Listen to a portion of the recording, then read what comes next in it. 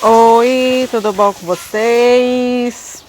Tudo bom? Aqui é a professora Patrícia. Mais uma vez a gente vai fazer um vídeo bem bacana para vocês entenderem um pouquinho da nossa aula, tá? A nossa aula é baseada, claro, no livro de vocês, tá bem? Lá no GEP eu vou colocar para vocês direitinho as páginas do livro, onde vocês vão entender melhor o assunto e também para fazer a atividade. Então, nossa aula de hoje é sobre urbanização e estrutura, hierarquia e os problemas urbanos, tá? Vamos entender o que é urbanização, quais são os principais problemas que vêm dentro desse processo de urbanização, como funciona a estrutura urbana, tudo isso bem bacaninha, tá? Então, primeira coisa, a gente vai ter que entender a diferença entre crescimento urbano e urbanização. Como assim, professora? Não é a mesma coisa, ó? Não. Vamos ver a diferença? Então, o crescimento urbano é o crescimento natural da população, das cidades, acompanhando as médias do país, sem contar com fatores externos, tá? Então, esse crescimento urbano, por exemplo, é quando há mais um processo de organização. A urbanização é o crescimento anormal da população das cidades, além das médias, contando também os fatores externos. O que tem sido feito fora dessas cidades, como é que essas cidades, quais foram os critérios externos que fizeram com que houvesse esse crescimento, esse processo dentro da cidade, tá? Então vamos ver primeiro o que é a questão em cidades, quando as primeiras cidades surgiram, né?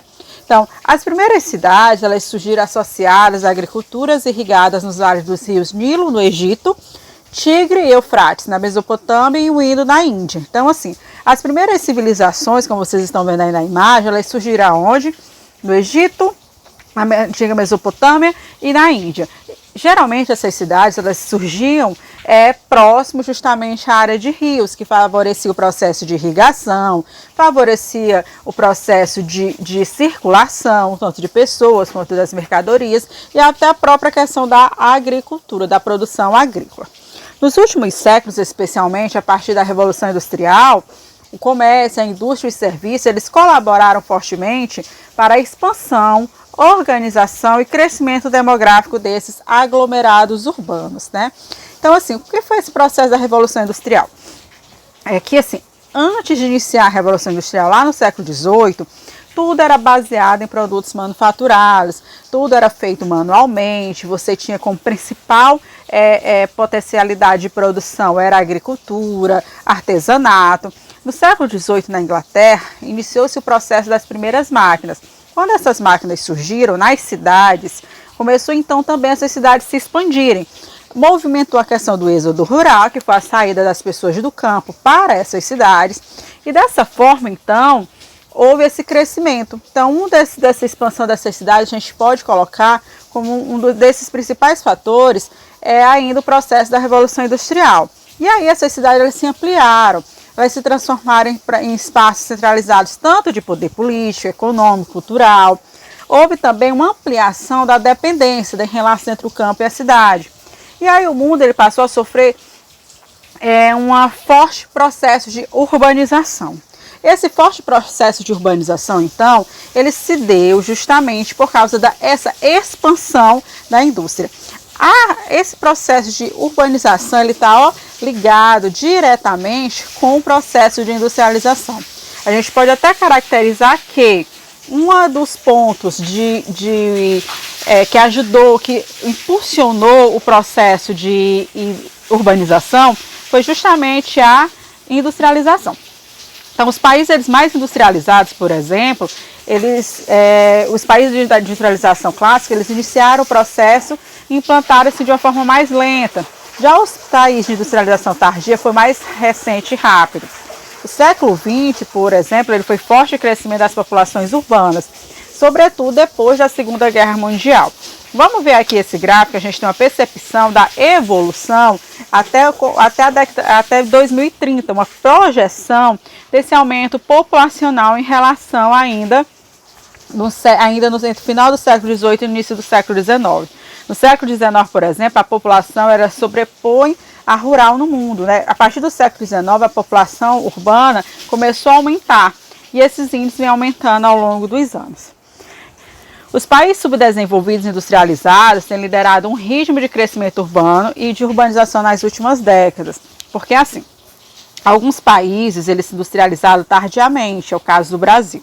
O Brasil a gente chama de industrialização tardia ou retardatária, porque eles já iniciaram o processo de industrialização um século depois, quando países como Inglaterra, Estados Unidos, Alemanha, eles iniciaram o seu processo de industrialização. Qual a diferença, então, desses países industrializados para esses países recentemente industrializados? Nós tivemos um aumento muito grande desses fatores de urbanização nesses países de industrialização mais tardia. E essa urbanização nem sempre ela veio de forma correta, ela veio de forma desorganizada, que acabou impulsionando também alguns problemas sociais, que a gente vai ver já já, tá bom? O mesmo ocorre, por exemplo, também nos grandes complexos urbanos. E assim, nesses complexos urbanos, a gente percebe que está ligado, os grandes complexos urbanos estão ligados também aos grandes complexos industriais. Dentro disso, a gente vai ver o seguinte, que esses maiores complexos urbanos que a gente tem, que houve um inchaço muito grande nas cidades, que a gente chama até de megacidade. O que é megacidade? Megacidades são cidades que possuem mais de 10 milhões de habitantes, independente do seu desenvolvimento econômico. Possui 10 milhões de habitantes, pronto, já é considerado uma megacidade. Aqui eu tenho um ranking das megacidades, tá? Que são os aglomerados, que já são mais de 21 megacidades no mundo. Por que a gente vê que houve um aumento gigantesco da população ao longo dos anos? Uma das maiores megacidades, a gente vai ter Tóquio, Delhi, São Paulo é uma megacidade, Mumbai, que Bombaí na China, Cidade do México, Nova York, Xangai, Calcutá. Olhem aqui essa lista e percebam o seguinte, que para ser considerado uma megacidade, não significa que esse país vai ser necessariamente desenvolvido ou rico. Países subdesenvolvidos também são megacidades. E aí, dentro ainda das cidades, a gente tem as funções urbanas. O que seria essa função urbana, né? Funções urbanas são assim, quais são as principais características dessa cidade? Então vamos lá, quais são as principais funções urbanas? Pode ser político-administrativa, religiosa, uma cidade turística, portuária, industrial ou até de múltiplas características, né? Um exemplo de uma cidade político-administrativa, Brasília, no Brasil, Brasília, que é onde está a sede do governo federal. Religiosa, Aparecida, que é onde a população vai devido principalmente ao turismo religioso. O turismo, desculpa que passou aqui um pouquinho. Turismo religioso, turística, Ouro Preto, que é onde a população vai exclusivamente para visitar por concepções turísticas. Rio de Janeiro também é. A gente pode colocar aqui no Maranhão, Carolina. Portuária, Santos, no caso, uma cidade que tem porto. Industrial, Cubatão, que é onde tem um grande complexo industrial. Podemos colocar Manaus também como Zona Franca de Manaus. Múltiplas, você tem em São Paulo, por exemplo, ela vai ser praticamente quase todas essas funções. Agora a gente vai entender como é justamente a urbanização brasileira, tá? Como é que funciona a urbanização brasileira? Primeiro, a gente vai entender o que é o processo de conurbação. O que é conurbação? É quando a cidade ela cresce a tal ponto que ela perde suas fronteiras, ela praticamente se une uma à outra. Vamos imaginar o seguinte, então assim, esse processo de conurbação, vamos imaginar o seguinte, que entre a Ceilândia e Imperatriz. Todos vocês, a maioria de vocês já foram até Imperatriz. Quando a gente sai daqui e vai para Imperatriz, a gente tem algumas localizações até rurais, antes Trecho Seco, Lagoa Verde, a gente vai ter a Califórnia, o assentamento Califórnia. Então assim, vamos imaginar que a cidade da Ceilândia, ela cresceu e tomou todas essas áreas rurais, e aí digamos que a gente vai ter apenas um traçadinho, um quebra-mola, uma placa que vai dividir exatamente a Ceilândia de Imperatriz, mas assim, tem que ser a parte urbana, como se essa cidade cresceu, ela se expandiu, começou a ter banco, loja, comércio dentro dessas áreas, e aí então ela praticamente se uniu, tá bem? Então a gente também tem a megalópole. O que é a megalópole? é o crescimento das regiões metropolitanas de São Paulo e Rio de Janeiro nas últimas décadas, assim como a cidade do porte médio localizada na região do Vale do Paraíba do Sul, entre a metrópole paulista e carioca, vem dando origem à primeira megalópole brasileira. Também fazem parte dessa área densamente povoada a região metropolitana da Baixada Santista de Campinas, ambas no estado de São Paulo. Olha só aqui esse mapa. A megalópole é o seguinte, é quando há a junção de duas metrópoles. São Paulo é uma metrópole e Rio de Janeiro também. Então elas estão praticamente algumas áreas se unindo na questão dos serviços, da estrutura. Então está surgindo aí a grande megalópole brasileira. Então vamos entender o que é metrópole? Metrópole é o seguinte, é quando uma cidade, uma área, uma região, ela é um ponto principal. Ela é um ponto de atração em relação às outras cidades. Por exemplo, São Paulo é uma metrópole, onde você tem São Paulo sendo um grande centro urbano, cultural, financeiro, gastronômico, e ela acaba atraindo pessoas das regiões tanto próximas quanto do restante do país. Metrópole é chamada de São Paulo é chamada de uma metrópole nacional. Então vamos entender mais ainda o processo de urbanização brasileira. Então a partir dos anos de 1940, a gente teve a industrialização, que foi um pontapé para esse processo de urbanização. Nós tivemos uma concentração fundiária. O que seria a concentração fundiária? É quando existe a concentração de terras na mão de poucas pessoas, tá? Nós tivemos a modernização do campo. O que seria essa modernização do campo? Houve maquinário, aumento de tratores dentro desse campo e houve, dessa forma, uma expulsão de uma população indo para as cidades. E, contrapartida disso, nós tivemos as péssimas condições de vida no campo, que acabou expulsando essas pessoas do campo para ir para as cidades. E assim, esses são alguns importantes fatores que eles determinaram esse forte processo de urbanização no Brasil, tá bem? E assim, a urbanização do Brasil, quais são as principais características? É recente, se a gente for imaginar de processos de urbanização de países, por exemplo, Estados Unidos, que ainda data entre o final do século XVIII e o século XIX, o Brasil já esse processo do século XX, acelerado, porque foi muito rápido, tanto a industrialização quanto esse crescimento das cidades. E assim, quando ocorre esse processo acelerado, ele vai ocorrer de forma ruim, porque as cidades eles acabam não comportando todo mundo de forma adequada, e aí vai haver o processo de favelização e de falta de estrutura mesmo para essa população viver bem, com qualidade de vida, né? Nós temos uma forte concentração espacial. O que é essa forte concentração espacial? Áreas urbanas, terras na mão de poucas pessoas, concentradas na mão de poucas pessoas. Formação de grandes complexos urbanos, como a gente falou, as próprias regiões metropolitanas, as metrópoles, as megalópolis. A gente tem pequena ampliação de planejamento. Então, o Brasil, em forma geral, a gente não tem um planejamento urbano adequado. Vamos colocar aqui a Ceilândia. A Ceilândia, a gente não tem uma cidade planejada adequada.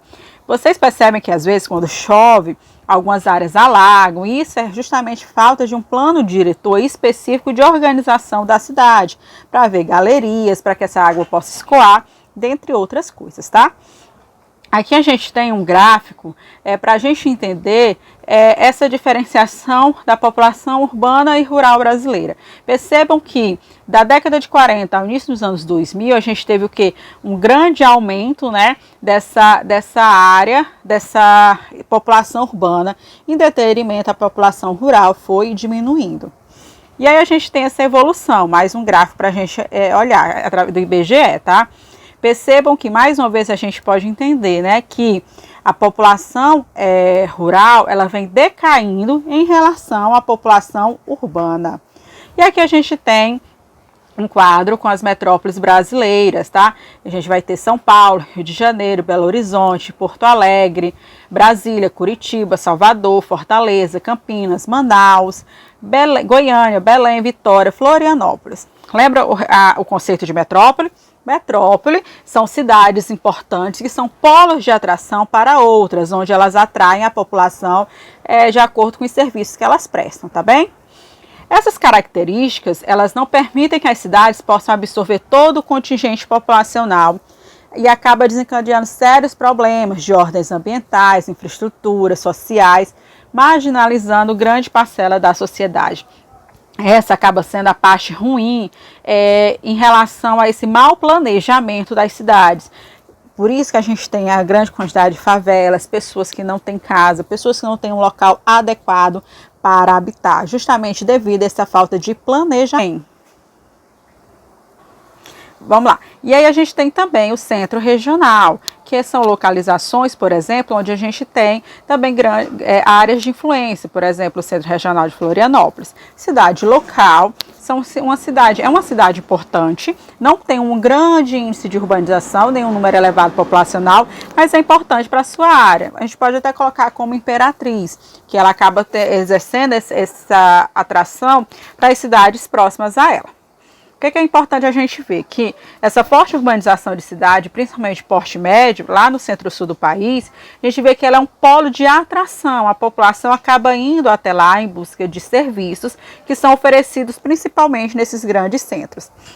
A parte ruim, a periferização espacial das classes mais abastadas, que acaba isolando todos em condomínios fechados, e em outra contrapartida a gente tem esse crescimento populacional exagerado, mas que não atende os anseios da população com a qualidade de vida. Olhem só essa imagem, o que a gente vê? A população com maior poder aquisitivo fica lá fechada nos condomínios, enquanto a população mais pobre se sobrepõe umas sobre as outras, estão em uma situação ruim de moradia, tá? Espero que vocês tenham gostado do vídeo, tá bem? E que vocês tenham entendido. Lá no GEP tem a página direitinho para vocês acompanhar a atividade, ó. Beijo e tchau, tchau!